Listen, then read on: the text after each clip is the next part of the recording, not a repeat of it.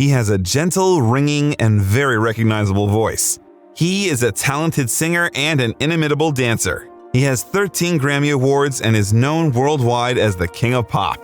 However, we prefer to call him Michael. You are on the Biographer channel. Today, we will tell you about the life's journey of the great artist. At what age did Michael Jackson start singing? What happened to his skin? And what is the reason for his early death? Sit back, and we want to be starting something.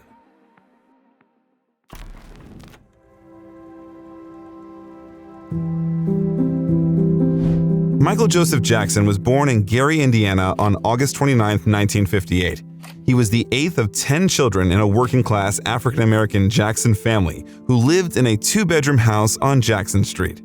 The small town of Gary was 25 miles from downtown Chicago, where Joseph Walter, Joe Jackson, settled at 18. There, he met his future wife, Catherine Esther Jackson. Joe's great-grandfather, July Jack Gale, was a U.S. Army Scout and Native American medicine man, according to family lore. After they got married, Joe and Catherine moved into a 2-bedroom house on the corner of Jackson Street and 23rd Avenue. Joe, an aspiring boxer and musician who played guitar in a local rhythm and blues band, the Falcons, realized that supporting his family should be his priority. To take care of his growing family, the man took a job as a welder and crane operator at the U.S. Steel. Sometimes he worked 3 jobs at the same time. Catherine was a housewife and a devout Jehovah's Witness. Being a singer and a pianist who aspired to be a country western performer while working part-time at Sears, she encouraged her children's musical talents. Michael grew up in a house with 3 sisters, Rebby, Latoya, Janet, and 5 brothers, Jackie, Tito, Jermaine, Marlon, and Randy. A 6th brother, Marlon's twin Brandon, died shortly after birth. Michael has been involved with music since childhood. We were a family that sang all the time. We would take the furniture out of the living room and dance. We would have a songwriting competition while we washed the dishes, while we were cleaning. Music was our destiny. His father, Joe, had a guitar which he never allowed anyone to touch. One day, Michael's brother Tito broke that rule and accidentally broke a string. He hid from his father for a long time, fearing punishment. But when he found out what had happened, he demanded Tito show him what he could do with it. When Tito played, Joe came up with the idea of creating a family group along with the kids. In 1964, Michael joined the Jackson brothers as a backing musician, playing congas and tambourine. A group was formed by his father, and it already included Jackie, Tito, Jermaine, and Marlon. Michael was only 6. From an early age, Michael learned that his childhood was different from that of other children. In the memoir, You Are Not Alone, Michael Through a Brother's Eyes, his brother Jermaine recalled how they looked out the window at the streets decorated for Christmas. We observed all this from inside a house with no tree, no lights, no nothing. Our tiny house was the only one without decorations. We felt it was the only one in Gary, Indiana, but Mother assured us that no, there were other homes and other Jehovah's Witnesses who did not celebrate Christmas. But that knowledge did nothing to clear our confusion.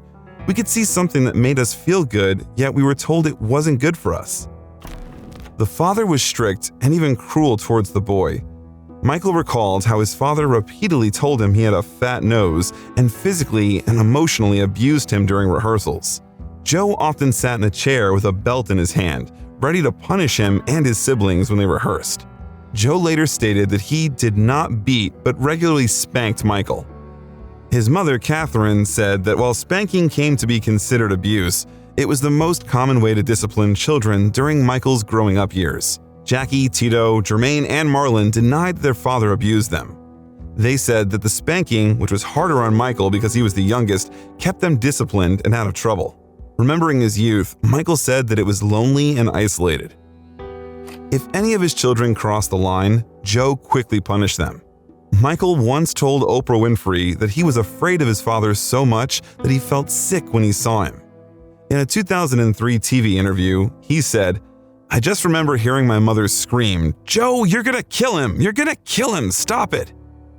Many years later at the Grammy ceremony, the world-famous Michael Jackson would say, "My childhood was taken away from me. There was no Christmas, there were no birthdays. It was not a normal childhood, nor the normal pleasures of childhood. Those were exchanged for hard work, struggle, and pain, and eventually material and professional success. but at an awful price. I cannot recreate that part of my life, nor would I change any part of my life." Later, Michael began to share lead vocals with Jermaine. The group's name was changed to the Jackson 5. In 1965, the group won a talent show. Michael danced to Robert Parker's 1965 song Barefootin' and sang The Temptations' My Girl. It was the first success in the career of the future star, and Joe, the father, quickly became Joe, the manager. The father demanded the children call him Joseph. A strict taskmaster, Joe made his sons go through long and grueling rehearsals to make their songs and performances perfect. It was that joint childhood that Michael would hate for the rest of his life. "You call me Joseph," Michael's sister Janet recalled her father saying after she once referred to him as Dad. "I'm Joseph to you." The Jackson 5 toured the Midwest from 1966 to 1968. They often played local auditoriums, school dances, as well as several black clubs known as the Chitlin Circuit as the opening act for artists such as Sam and Dave, the OJs, Gladys Knight, and Etta James. The Jackson 5 also performed in clubs and cocktail bars. "I grew up on stage. I grew up in nightclubs. When I was 7, 8 years old, I was in nightclubs. I saw striptease girls take off all their clothes. I saw fights break out. I saw people throw up on each other. I saw adults act like pigs." They won a weekly amateur night concert at the Apollo Theater in Harlem while touring the East Coast in August of 1967. Joe decided to turn the band professional. After a couple of years, he would sign a contract with a label with artists such as Stevie Wonder, The Supremes, and Smokey Robinson. The Jackson 5 recorded several songs for Gary's Steeltown Records label. They released their first single, Big Boy, in 1968. Then Bobby Taylor of Bobby Taylor and the Vancouvers brought the Jackson 5 to Motown. They performed for Taylor at Chicago's Regal Theater later that year. Taylor produced some of their early recordings, including a version of Who's Lovin' You.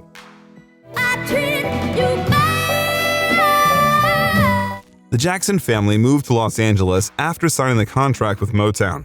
The following year, Motown executives decided that Diana Ross should introduce the Jackson 5 to the public by shipping a fresh Motown product from her production line. The Jackson 5 first appeared on television in 1969 at the Miss Black America contest, performing a cover of It's Your Thing. Rolling Stone would later single out young Michael as a prodigy with overwhelming musical gifts who quickly emerged as the main draw and lead singer. I Want You Back became the first Jackson 5 song to hit #1 on the US Billboard Hot 100 the following January. The band's first album, Diana Ross Presents the Jackson 5, hit the charts in December of 1969. 3 more singles topped the chart later: ABC, The Love You Save, and I'll Be There. After the Jackson 5 taking off in May of 1971, the Jackson family moved into a large house in Havenhurst, a 2-acre estate in Encino, California. For several years, they maintained a busy touring and recording schedule under the supervision of Gordy and his Motown staff. The group became so popular that they even had a cartoon show. It ran from 1971 to 1972.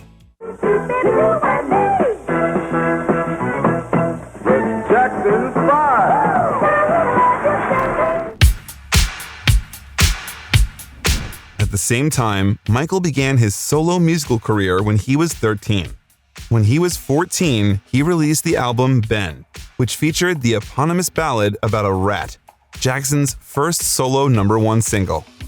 Jackson turned from child performer to teen idol. Between 1972 and 1975, he released 4 solo studio albums with Motown: Gotta Be There, Ben, Music and Me, and Forever Michael. The title tracks from the first 2 solo albums, Gotta Be There and Ben, sold well as singles, as did the cover of Bobby Day's Rockin' Robin. Michael had a long connection with the Jackson 5. Over time, they were described as a cutting-edge example of black crossover artists. The group sold over 100 million records worldwide, and Jackson's performance of their top 5 single, Dancing Machine, on the TV show Soul Train popularized the robot dance. Despite the group's great success, there were problems behind the scenes. tensions mounting over the management of the children's careers. The Jacksons wanted more creative control over their material. The band officially ended their contract with Motown in 1976. However, Jermaine remained with the label to continue his solo career. The Jackson 5 signed the contract with Epic Records and changed the name to the Jacksons. Then, their younger brother Randy joined the group. The Jacksons continued to tour worldwide and released 6 albums between 1976 and 1984. Michael, being the band's writer at the time, wrote songs such as Shake Your Body, Down to the Ground, This Place Hotel, and Can You Feel It? Then in 1977, an adult Michael Jackson moved to New York to star in The Wiz, a musical film directed by Sidney Lumet. It was easy and enjoyable for Jackson to work on the film, as he memorized the dance moves well. The complex choreography did not intimidate him. But as it turned out, his talent became a problem. It was said that during filming, Diana Ross, who played Dorothy, took Jackson aside and explained that he put her in a bad light because he learned dance chords too quickly. After that, Jackson pretended to be a worse dancer than he was, although he remained on good terms with Ross. The film, by the way, was a failure at the box office, although it received 4 Oscar nominations. But it's not what is important. Quincy Jones was responsible for arranging the music in it, and their acquaintance was a key event for Michael. It was he who would later produce the musician's 3 solo albums.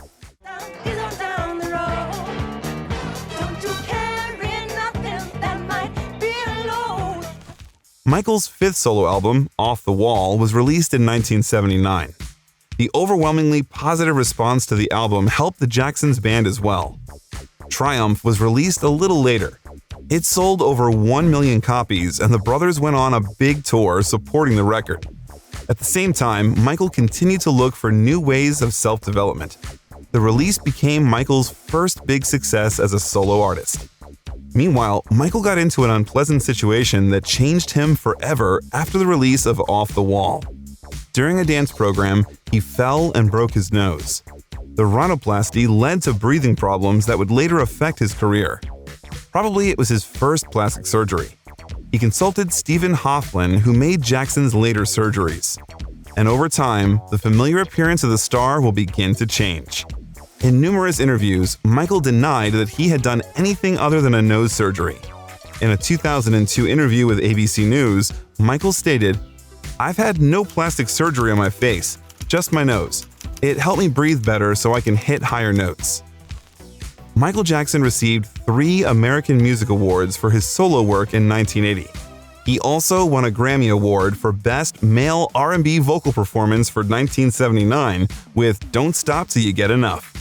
Jackson felt that Off the Wall should have an impact and was determined to exceed expectations with his next release.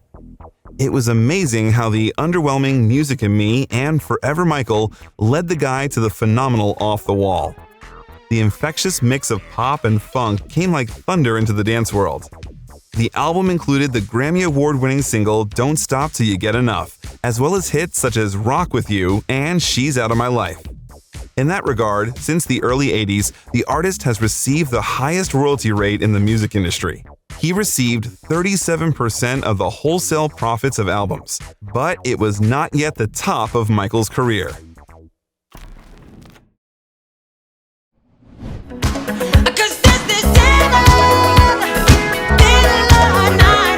The album Thriller was released in 1982. It immediately became the best-selling album in history with 7 top 10 hits. It stayed on the charts for 80 weeks, 37 of which it was in first place. Around 70 million copies have been sold worldwide. In addition to unprecedented commercial success, Thriller received 12 nominations at the 26th Grammy Awards and won 8, setting a record. Jackson's success demonstrated the varied nature of his work. For his songwriting talents, he received a Grammy Award for Best Rhythm and Blues Song for Billie Jean. He was also honored for the singles Thriller as Best Male Pop Vocal Performance and Beat It as Best Male Rock Vocal Performance. Michael shared the Album of the Year award with co-producer Quincy Jones. There was Jackson's joint track with Paul McCartney, The Girl Is Mine, which almost reached the top of the pop charts. Here is how Paul McCartney recalled the beginning of the collaboration. Michael originally rang me, said, "Do you want to make some hits?" And I said, "Yeah, sure I do, So he came over, we agreed to meet here. Michael originally fancied writing some stuff with me, and I thought it was a good idea. So he came over here to England, and we just hung out for a little while and got to know each other a bit, and ended up writing 2 songs. The lead and self-titled single from the album Thriller received an elaborate music video. John Landis directed the horror-tinged video, which featured complex dance scenes, special effects, and a voiceover by actor Vincent Price. The clip was a huge success, only increasing the sales of an already sold record. After that, Jackson's metamorphosis became much more than just an artistic statement. Jackson went from human to werewolf to human to zombie and back to human in the mega-hit video. It was as if he was using that story to anticipate the coming drama of real-life change. Meanwhile, in 1983, Michael went on his last tour with the brothers, supporting their album Victory. One of the biggest hits on the record was Jackson's duet with Mick Jagger on State of Shock. Jagger recalled, "He had 2 of us practice scales for 2 hours, and then we recorded the vocals in 2 takes. When he sent the finished track to me later, I was kind of disappointed in the production and the mix, but I think he's a really good singer." Probably Mick replaced another legend in that song. Michael Jackson had been recording the song in the studio with Queen singer Freddie Mercury for their joint album from 1981 to 1983. According to Queen's manager Jim Beach, the musicians' friendship spoiled when Michael brought a llama to the studio. He was also frustrated with Mercury's drug use. Their joint compositions were released only in 2014 after the death of both musicians. After the release of Victory, Michael and his brothers appeared on Motown 25, Yesterday, Today, Forever, on the NBC television special. Jackson performed his #1 hit Billie Jean and introduced the world to his soon-to-be-famous moonwalk dance move. Contrary to popular belief, Michael did not invent it. Bill Bailey and Jeffrey Daniel used the dance long before, and it was Daniel who was one of those whom Michael spied on that movement and asked to teach him. I had been practicing the moonwalk for some time, and it dawned on me in our kitchen that I could finally do the moonwalk in public on Motown 25. Now the moonwalk was already out on the street by this time, but I enhanced it a little when I did it. It was born as a breakdance step, a poppin' style of thing that black kids had created dancing on the street corners in the ghetto. So I said, this is my chance to do it. Michael kept it in his head like an ace in the hole. He carefully found the moment and showed it to the public. So he became the popularizer of the moonwalk.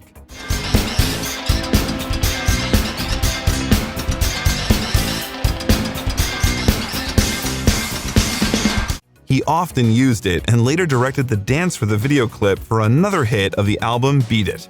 By the way, Jackson is the only musician in the American Dancers Hall of Fame. His unique choreographic style is still famous. "I always knew how to dance," he said more than once. The choreography was already present in Jackson's earliest performances as part of the Jackson 5. He recalled when he was a child, alone behind the scenes, he watched all of the headliners and learned from them as much as possible. He looked at their feet, what they were doing with their hands, how they were holding the microphone, trying to understand why. The boy did not miss a single step, not a single moment, turn, twist, emotion, and half movement. That was his education and his recreation. Billie Jean earned him his first Emmy Award nomination. The performance was compared to Elvis Presley and the Beatles' performances on The Ed Sullivan Show. If you are interested in knowing the details of the life of the King of Rock and Roll, click on the link in the upper right corner of the screen. And if you want to know more about the life of Mick Jagger and Sir Paul McCartney, be sure to write about it in the comments. We read everything carefully and listen to your advice. The success turned Jackson into a dominant force in global pop culture and cemented his status as the king of pop. Jackson had the highest royalty rate in the music industry at the time, around $2 for each album sold, equivalent to $5 in 2022, was making record profits. And then there were dolls created based on Michael's appearance, $12 each. A documentary about the video, The Making of Michael Jackson's Thriller, won the Grammy Award for Best Music Video in the same year. The New York Times wrote, "In the world of pop music, there is Michael Jackson and there is everyone else." Time described Jackson's influence at that point as star of records, radio, rock video, a one-man rescue team for the music business, a songwriter who sets the beat for a decade, a dancer with the fanciest feet on the street, a singer who cuts across all boundaries of taste and style and color too. On May 14, 1984, President Ronald Reagan presented Jackson with an award for his charity that supports drug and alcohol abusers. In recognition of his support for the Ad Council's and the National Highway Traffic Safety Administration's drunk driving prevention campaign, Michael allowed using Beat It in their social ads. Jackson did not miss the opportunity to act in films and commercials. In November of 1983, he and his brothers partnered with PepsiCo in a $5 million advertising deal that marked a record celebrity endorsement. It would be approximately $13.5 million today. The band needed that money to cover the cost of a massive tour. Pepsi's first campaign in the US from 1983 to 1984 focused on the new generation and included tour sponsorships, public relations events, and more. Jackson helped create the ad and suggested that his song Billie Jean be used as the jingle with a slight change in the lyrics.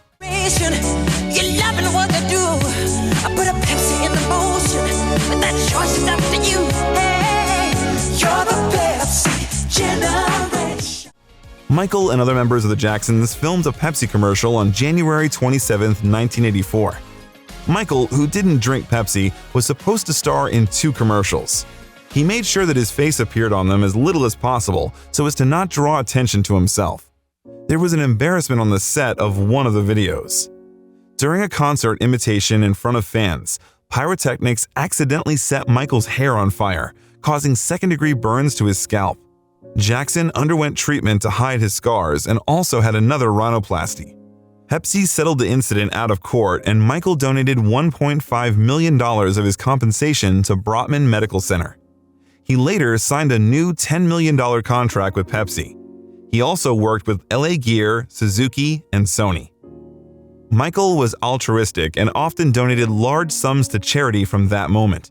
So, for example, during the same tour, the Jacksons came up with an ugly scheme to receive additional income from the ticket sales. It meant assuming a money transfer of $120 instead of $30 to participate in the lottery with a possibility to get 4 tickets. The return of funds to the losers would take 6 to 8 weeks, and the brothers expected to earn $10 to $12 million from the accrued interest.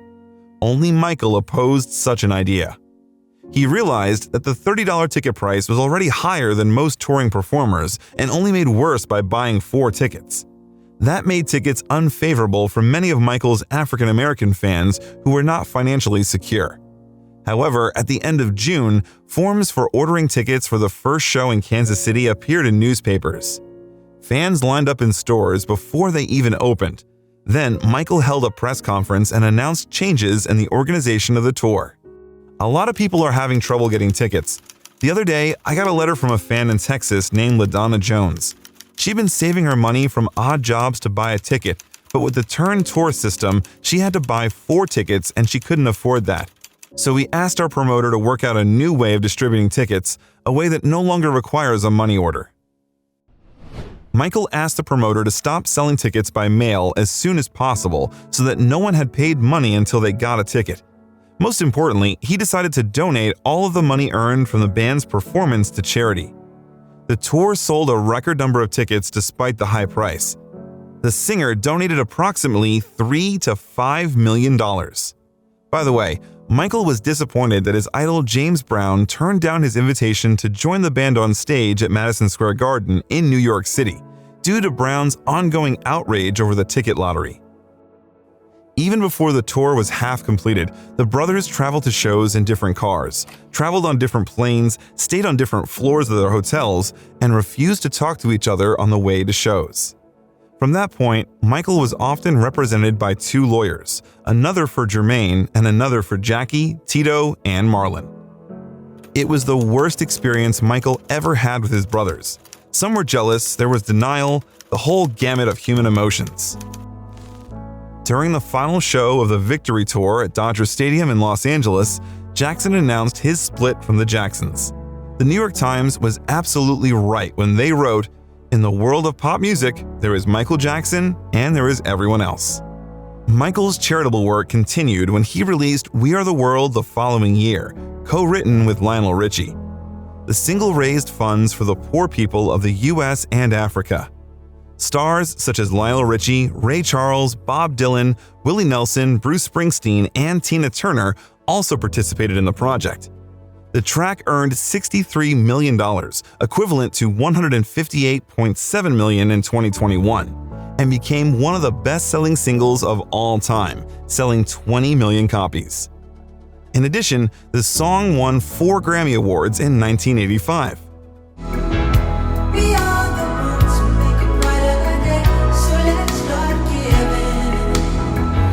Jackson donated $455,000 to the United Negro College Fund from 1985 to 1990. All profits from his single Man in the Mirror went to charity.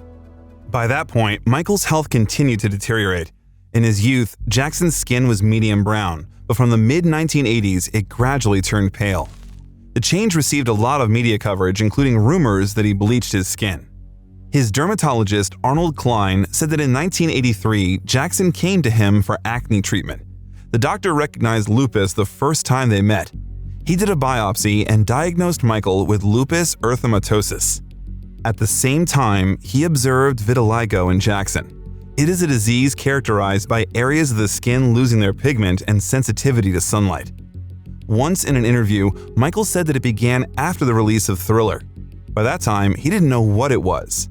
Initially, Jackson tried to cover his vitiligo patches with black makeup because he thought his appearance would harm his career. Then he wanted to hide uneven color spots. The creams further lightened his skin, and he could appear very pale with makeup. Michael said that he didn't intentionally whiten his skin and couldn't control the vitiligo. The media claimed that Jackson intentionally wanted lighter skin and reduced his nose and lips, apparently trying to look euphoric. The last straw of changing the color of Michael's skin was the release of Black or White. It seemed to the public that the performer was teasing his fans. It all was because of his skin color in the video. In an interview with Oprah Winfrey, Michael denied those claims, saying, "There is no such thing as skin whitening. I've never seen it. I have a skin disorder that destroys the pigmentation of the skin. It's something that I cannot help, okay? But when people make up stories that I don't want to be who I am, it hurts me." In his 1988 autobiography and 1993 interview, Michael claimed to have had 2 rhinoplasty operations and a cleft chin operation, but nothing more. He mentioned that he lost weight in the early 1980s due to a diet to achieve a lean dancer's figure. It was reported that Michael often felt dizzy. It was also rumored that he suffered from anorexia nervosa. Periods of weight loss became a recurring problem later in his life. In 1986, tabloids reported that Jackson slept in a hypodermic oxygen chamber to slow aging and depicted him lying in a glass box. The claim was false, and the tabloids reported that he spread the story himself. They also reported that Jackson injected himself with female hormones to keep his voice high and facial hair thin. What do you think could be true? Over time, and after Jackson's death, FDA-approved creams for the treatment of vitiligo were found in his home. Creams remove and lighten the remaining pigment. On the TV show, Klein said that vitiligo became too severe. It was difficult to cover it with makeup, and his skin had to be depigmented with creams. The condition remained stable, but Jackson had to repeat the treatment from time to time. It was difficult to darken depigmented skin. The depigmentation caused permanent and extreme sensitivity to the sun, which put patients at risk of contracting melanoma and was advised to undergo annual cancer screening. Therefore, Jackson often hid his skin with long sleeves and trousers and appeared in the sun under an umbrella. In the mid-80s, Michael Jackson kept Bubbles, a chimpanzee, as a pet. He bought it from a Texas research center and traveled with it. Bubbles became a media star as well. Michael took the chimpanzee on tour of Japan, and the media portrayed him as an aspiring Disney cartoon character who befriended the animals. As an official guest of the city, in the first time for the history of the city of Los Angeles. Bubbles lived at the Jackson family home in Encino, Los Angeles, but later moved to Jackson's Neverland Ranch home in 1988. It slept in a crib in Jackson's bedroom, used Jackson's bathroom, and ate Jackson's candy at the Neverland movie theater. By 2003, Bubbles had grown into a large and aggressive adult chimpanzee, unsuitable as a pet like many captive chimpanzees, and was sent to an animal trainer in California. At the same time, Jackson was working with George Lucas and Francis Ford Coppola on the $30 million 17-minute 3D film Captain EO. Lucas was the screenwriter and Coppola was the director. It was completed in 1986 and aired with additional effects of lasers, smoke, and more at Disneyland and Epcot, and later at Tokyo Disneyland and Euro Disneyland until the late 90s. Disney wanted to change Michael's voice because they thought that his voice was too high, and they were afraid that people wouldn't take him seriously. The singer was unaware of the decision until he found out that Lucas had vetoed it.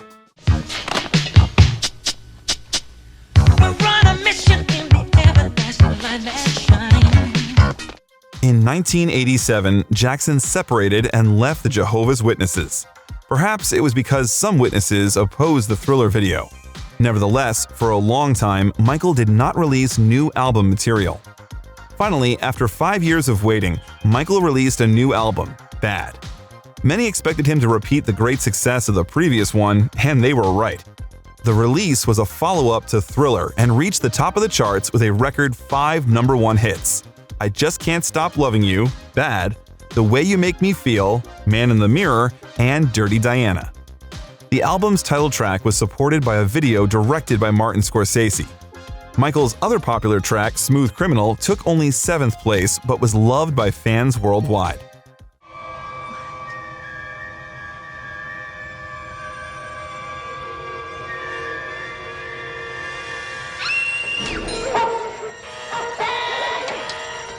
Bad was a hit and was highly acclaimed by critics. The album won the 1988 Grammy Award for Best Engineered Recording, Non-Classical, and the 1990 Grammy Award for Best Music Video, short form for Leave Me Alone.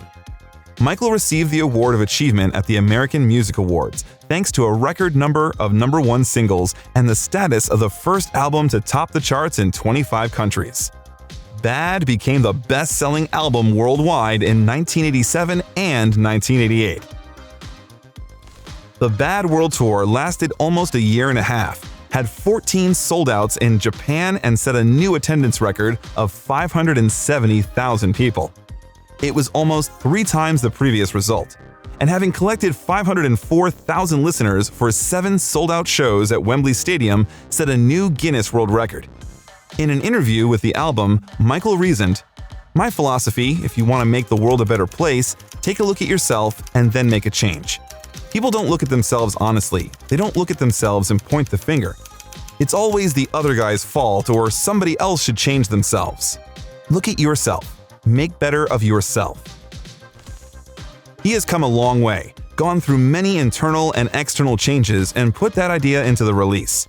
In the same interview, Michael was asked if he was happy when he looked in the mirror. He said that he's never totally satisfied. He always wished the world could be a better place. Hopefully, that's what he does with his music to bring happiness to people and to bring joy. He needs some peace in their lives. Michael released his autobiography, Moonwalk, also in 1988. The book sold over 200,000 copies and reached the top of the New York Times bestseller list. Michael wrote about his childhood, the Jackson 5, and his father's abuse. He explained his change in appearance to 3 plastic surgeries, puberty, weight loss, a strict vegetarian diet, a change in hairstyle, and even stage lighting. While visiting Paris during the tour, Michael was awarded the Vermeil Medal of the City of Paris by the Mayor of Paris, Jacques Chirac. Already in October, he released the film Moonwalker, which featured live footage and short films featuring Jackson and Joe Pesci. It became the best-selling videotape in the US. It has been certified 8 times platinum in the US by the RIAA. Los Angeles, I got San Francisco, got heroin, I got speed.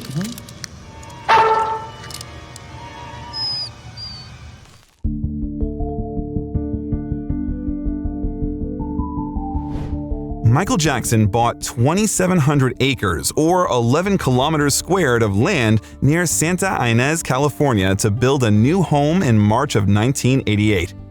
The land was covered with plane trees and live oaks. It also was near the coast with cool breezes and moist soil. Vineyards surrounded the territory. The property was on the edge of the Los Padres National Forest.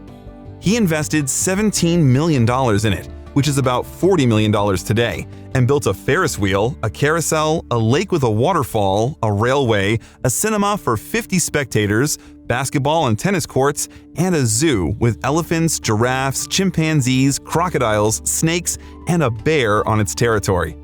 Guests often visited the ranch, among whom were many children, including quite famous. Ready? No! I'm crazy for doing this. Okay, no, you gotta stretch it back. He brought 46 children worldwide to the World Congress of Children in 1995. The property was originally called Sycamore Valley Ranch. Jackson renamed it Neverland, a magical land where children never grow up from the book Peter Pan. During his stay at the ranch, Michael literally cultivated the carnival atmosphere, having fun with the children. Probably he tried to catch up on the fun he missed in childhood. When the architect of the future Neverland, Tony Euriquides, got a call from Jackson, he didn't believe it at first and hung up. When Michael told him about his construction plans, Euriquides was shocked. He recalled, "He wasn't the demanding type, but more of a little kid that wanted things immediately. He had crews working all hours of the day, and you could tell Michael was excited. He put pressure on me, but it was a different kind of pressure, a fun pressure. Michael gave me a mental visual of what he wanted, and I had the freedom to create." Meanwhile, performing You Were There at Sammy Davis Jr.'s 60th birthday celebration won Jackson a second Emmy nomination. Michael became the best-selling artist of the 1980s. They called him the King of Pop. The nickname literally stuck to him. When Elizabeth Taylor presented him with the Soul Train Heritage Award in 1989, she called him the true King of Pop, Rock, and Soul. President George H.W. Bush designated him the White House's Artist of the Decade. In March of 1991, Jackson extended his contract with Sony and released his 8th album, Dangerous, co-produced with Teddy Riley. It was symbolic that it became 8 times platinum in the States. The following year, it became the best-selling album of the year worldwide. Of course, it did not have such a phenomenal success as the previous one, but a couple of songs were at the top of the world charts, and Black or White even stayed in first place for 7 weeks. By the way, the video for the song, directed by Landis, included an appearance of kid star Macaulay Culkin. Michael's actions in the last minutes of the video caused some controversy, appearing to viewers as sexual gestures. That surprised many, but it was only the premise of a growing scandal.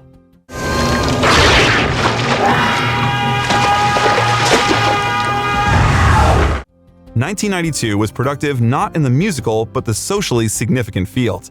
Michael opened Heal the World Foundation. His charity brought underprivileged children to ranches to enjoy theme park rides and sent millions of dollars worldwide to help children threatened by war, poverty, and disease." In July, Michael published his second book, Dancing the Dream, a collection of poetry. After the death of HIV and AIDS spokesperson and friend Ryan White, Michael pleaded with the administration of Bill Clinton's inaugural gala to allocate more money to charity and HIV and AIDS research. Then the musician went to Africa. He had previously visited in '74 with the Jackson 5. During the first stop in Gabon, he greeted over 100,000 people. Some of them carried signs that read, "Welcome home, Michael." He received the Officer of the National Order of Merit from President Omar Bongo, and during a trip to the Ivory Coast, Jackson was crowned King Sani by a tribal chief.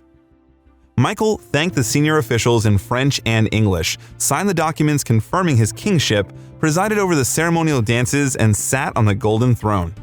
In an interview, he described the trip. "For me, it's like the dawn of civilization. It's the first place where society existed. It's seen a lot of love. I guess there is that connection because it is the root of all rhythm, everything. It's home." Inspired by the trip, he suggested that music started with nature. Music is nature. Birds make music. Oceans make music. Wind makes music. Any natural sound is music, and that's where it started. Michael said, "We're just making a replica of nature, which is the sounds we hear outside." In the meantime, Jackson's music was still popular, and he performed at several huge events the following year, including the Super Bowl XXVII halftime show. The halftime performance attracted more viewers than the game itself. The following January, Michael Jackson received 3 American Music Awards: Favorite Pop Rock Album, Favorite Soul R&B Single, and was the first to win the International Artist Award of Excellence. In February, he won the Living Legend Award at the 35th Annual Grammy Awards and was with Brooke Shields on the award show. Michael's relationships were complicated. He dated Oscar winner Tatum O'Neal. They became friends when he was 12 and she was 17. But by 1982, their relationship was cooled. Then, Michael met Brooke Shields and eventually even considered getting married. But Shields was never thrilled about the prospect. She once said to Michael, "You have me for the rest of your life. You don't need to marry me." He also had a short relationship with Madonna. According to her, she and Michael did not go beyond 3 dates and a kiss with the tongue. According to rumors, he briefly dated Shana Mangatal and Whitney Houston, whom he wanted to marry quickly. In August of 1993, Michael's career took a turn and changed probably forever. 13-year-old boy Jordan Chandler and his father Evan Chandler accused the singer of child sexual abuse. Those very first premises found their dastardly continuation. Jordan claimed that he and Michael Jackson kissed, masturbated, and had oral sex. The boy's mother initially told police that she did not believe that Jackson had molested him, but after a few days, her position changed. Even Michael's older sister LaToya accused him of pedophilia, although she later admitted that her ex-husband forced her to say it. A few days later, police searched Michael's home and found 2 legal, large-format art books in which the boys played, ran, and swam in varying degrees of undress. Michael denied knowing about the contents of the books. He claimed that since they were found in the house, someone must have sent them to him, and he did not open them. Then, Jordan Chandler gave the police a description of Jackson's genitals. There was a humiliating strip search of the star, but the jury concluded that the description did not match. In January, Michael had settled out of court with the Chandlers for $23 million.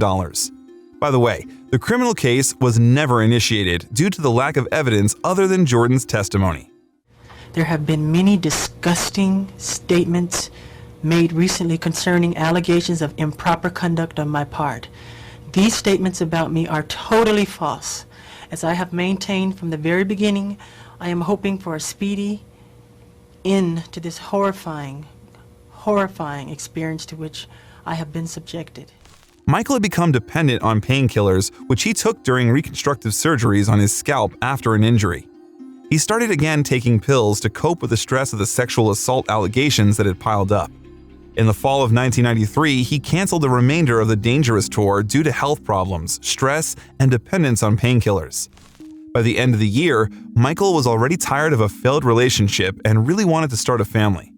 Therefore, the singer proposed to Lisa Marie Presley, daughter of Elvis Presley, by phone. Michael met Lisa when he was 16 and she was 6. They grew up, and after a private dinner in Los Angeles in 1992, their relationship began.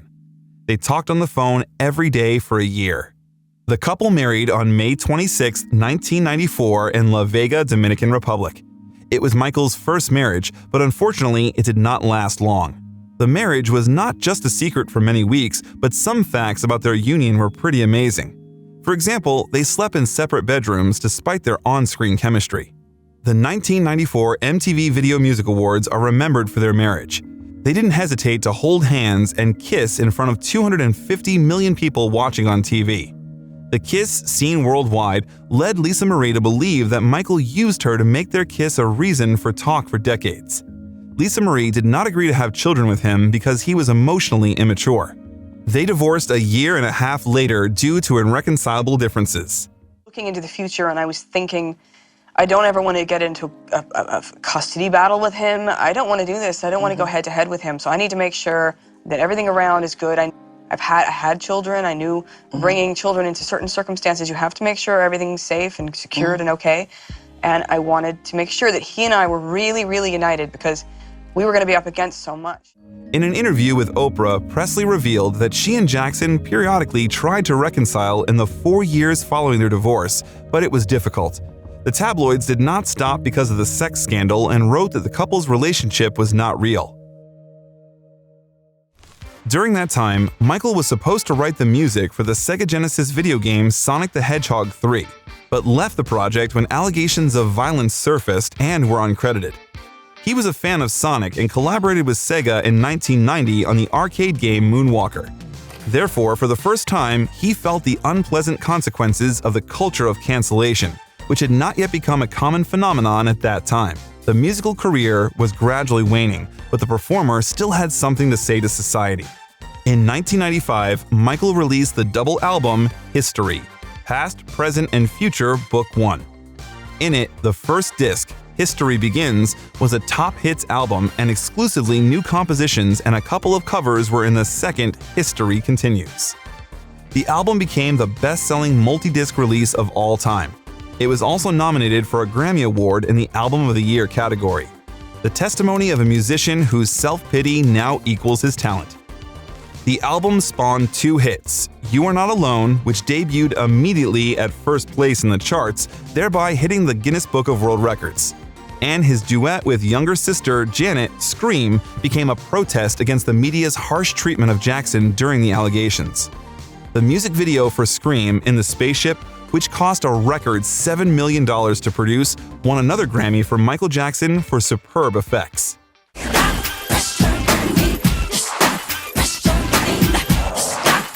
Another record from the album, They Don't Care About Us, drew sharp criticism for using anti-Semitic statements in the lyrics.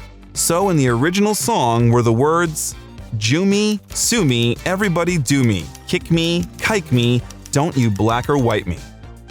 Shortly after being criticized by the Anti-Defamation League and others, Michael rewrote them and posted the song with the lines changed. At the end of the year, Michael was rehearsing a performance on television and suddenly lost consciousness. Probably it was caused by a panic attack due to stress. The musician was taken to the hospital. Lisa Marie came to visit him from time to time, but even then there was discord between them, which resulted in a quick divorce.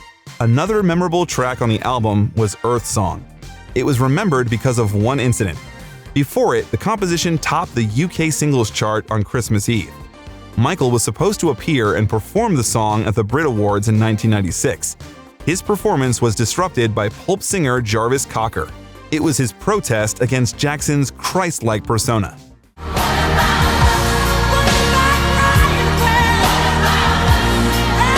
Michael called that foray into the scene disgusting and cowardly.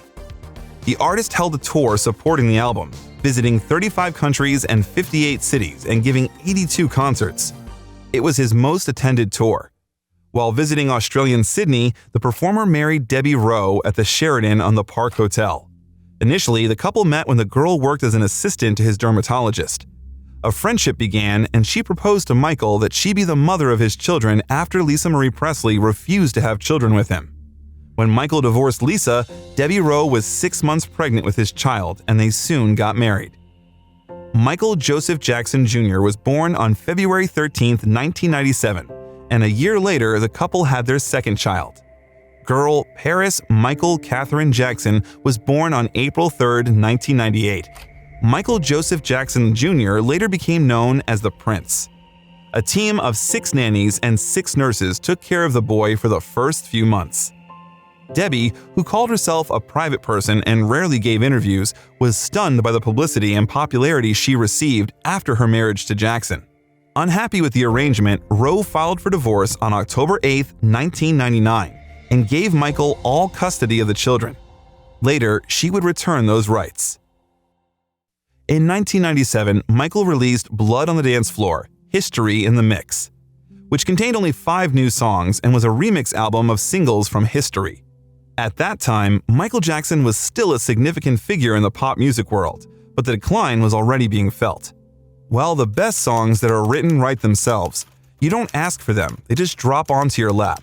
Then there are those songs that you kind of incubate. You know, you plant the idea, let the subconscious take its course, and within time you hope something comes. Most of the time, it does. Michael worked on his 10th solo album, Invincible, which cost $30 million to record, from the October of that year to September of 2001. He did not stop participating in charitable movements and projects. In June of 1999, Jackson joined Luciano Pavarotti at the War Child charity concert in Modena, Italy. The show raised $1 million for Kosovo war refugees and additional funds for children in Guatemala. Later that month, Jackson organized the Michael Jackson and Friends benefit concert series in Germany and Korea. The proceeds went to the Nelson Mandela Children's Fund, the Red Cross, and UNESCO. A year later, Guinness World Records honored Michael for helping 39 organizations, more than any other artist. After the September 11, 2001 attacks, Jackson helped organize the United We Stand, What More Can I Give benefit concert at RFK Stadium in Washington, D.C. on October 21st of that year. In the finale, Jackson performed the track of the same name. What More Can I Give was specially written by Michael for charity with contributions from Mariah Carey, Nick Carter, Beyoncé, NSYNC, Celine Dion, Usher, and many more.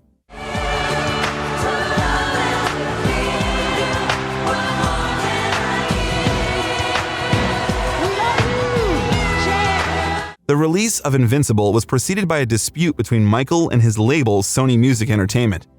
The singer expected that the licenses for the master recordings of his albums would return to him in the early 2000s, after which he would be able to promote the material as he pleased and keep the profits. But the clauses of the contract suggested a return date some years later. Jackson sought early termination of the contract. As a result, Invincible was released on October 30th, 2001. It was the first full-length album by Michael Jackson in 6 years, and the last album of original material released by the artist during his lifetime. It debuted at #1 in 13 countries and sold 8 million copies worldwide, going double platinum in the US. Soon, in January, Michael won his 22nd American Music Award for Artist of the Century. Later, an anonymous surrogate mother gave birth to his third child, Prince Michael Jackson II, nicknamed Blanket. In the same year, for some reason, Michael dangled the child by throwing it over the balcony railing in a Berlin hotel room. His room was on the 4th floor. The act drew heavy criticism in the media.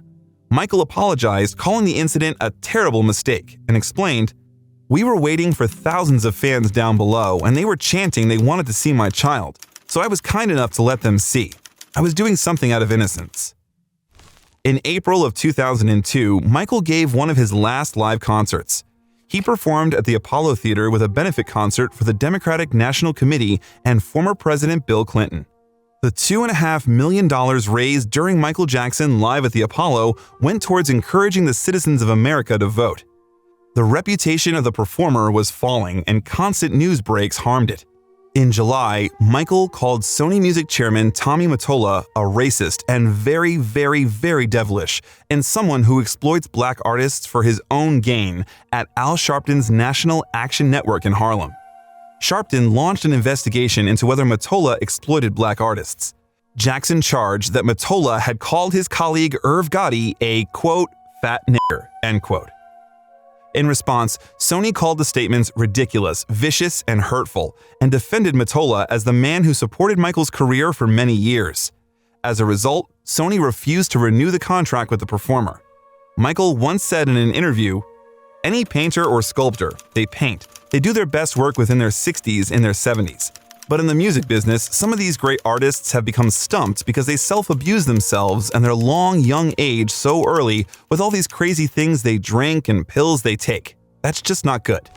As sad as it was to realize, Michael Jackson was becoming more and more associated with that statement.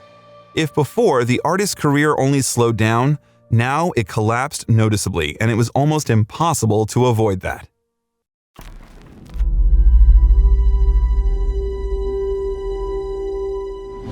Since May of that year, Michael Jackson has been filmed for the documentary Living with Michael Jackson.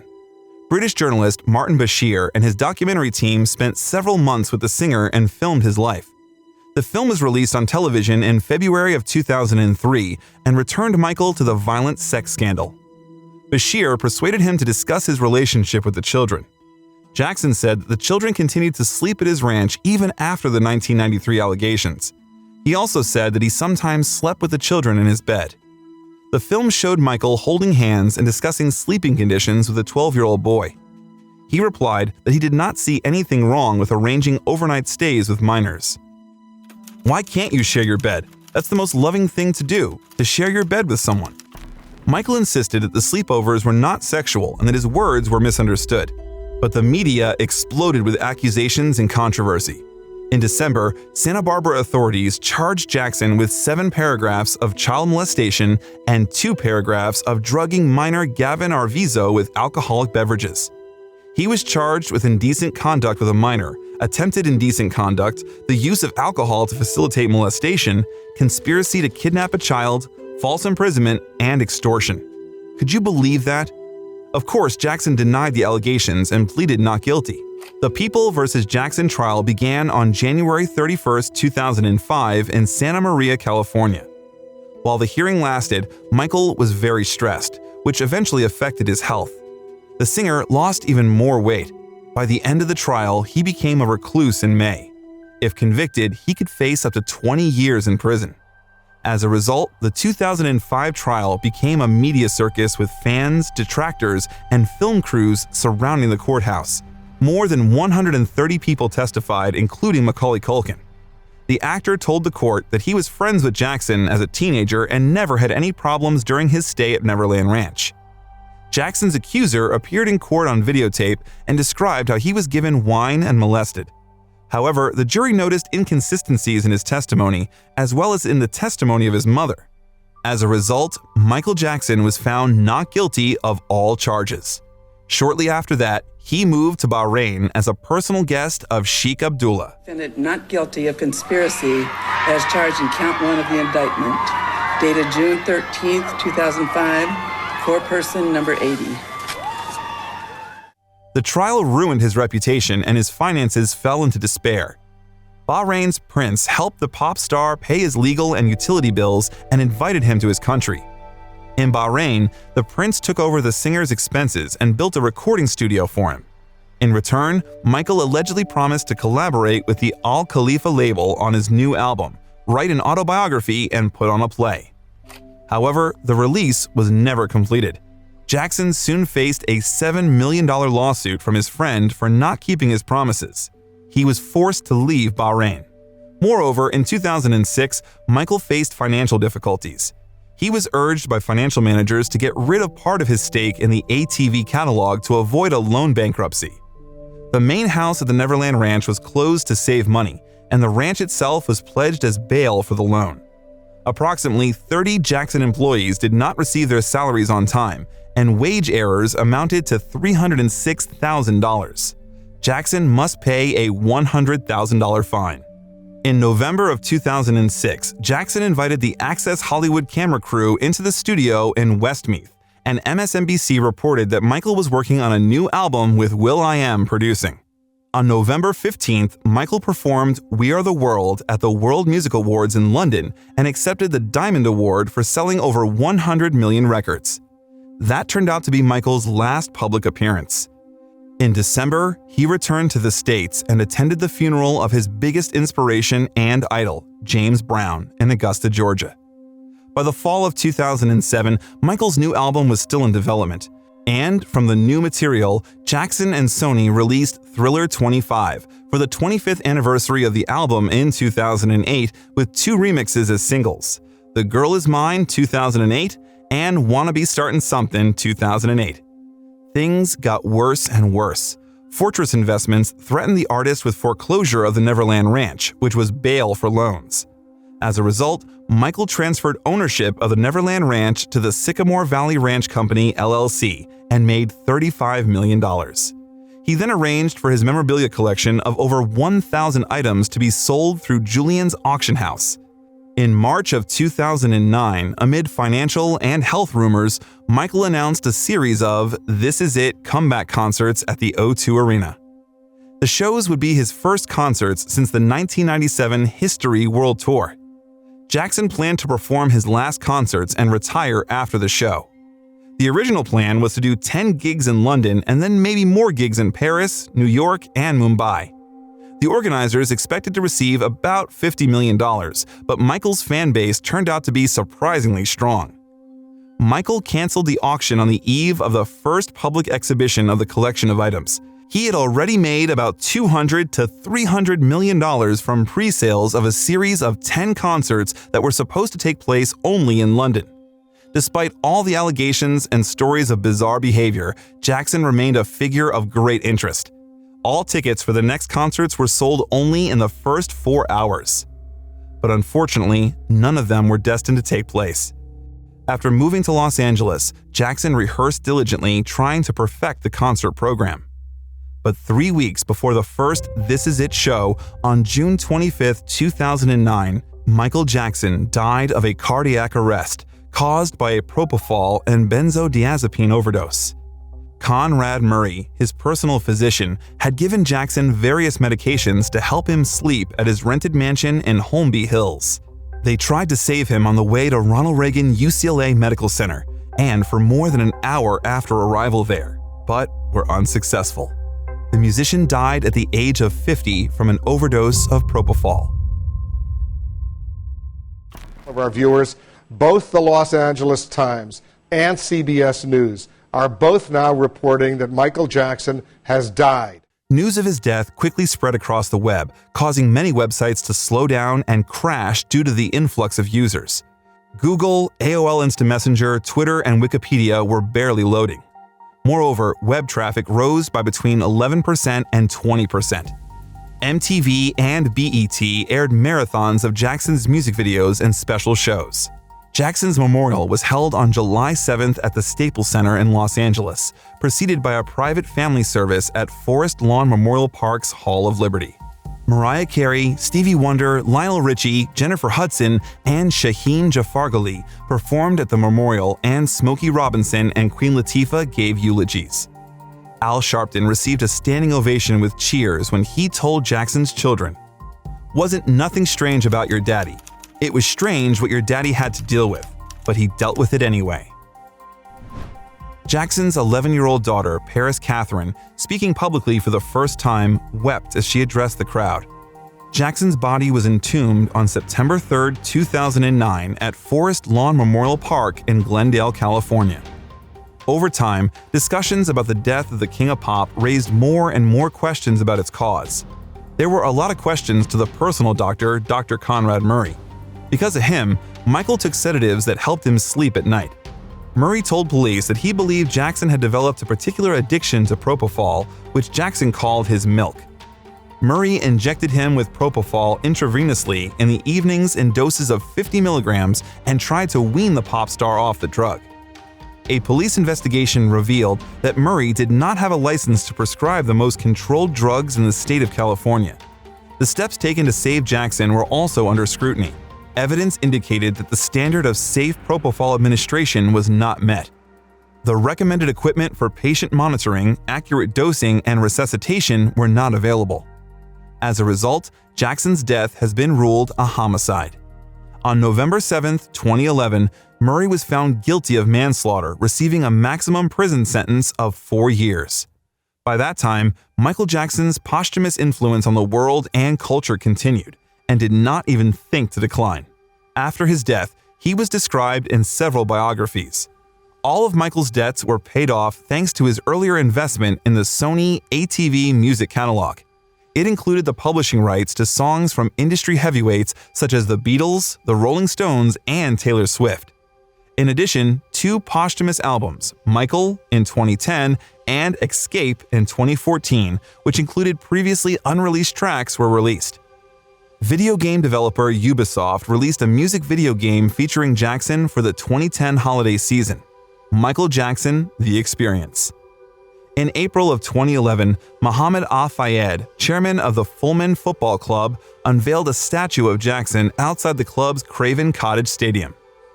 In October of 2011, the theater company Cirque du Soleil launched the play Michael Jackson: The Immortal World Tour with a permanent show in Las Vegas. In May of 2013, a larger and more theatrical circus show, Michael Jackson 1, was opened in the refurbished theater for the Mandalay Bay Resort. He was posthumously honored with a 2018 Elizabeth Taylor AIDS Foundation Legacy Award for humanitarian service, with children Paris and Prince Michael accepting on his behalf. Sexual assault allegations against Jackson came up in early 2019 with Leaving Neverland at the Sundance Film Festival and later on HBO. The 4-hour documentary featured the flashbacks of two men who described how the pop star lured them into his orbit when they were just boys, gaining their parents' trust before forcing them into sexual acts in hotel rooms and at his Neverland Ranch. The documentary drew heavy criticism from Jackson's supporters, who pointed out that both men had previously testified that no violence ever took place. Meanwhile, the Jackson estate called the two accusers serial perjurers and filed a $100 million lawsuit against HBO. To be honest, it would be better to never return to this topic again. Michael Jackson set trends, changed the style of generations, and impacted the R&B genre.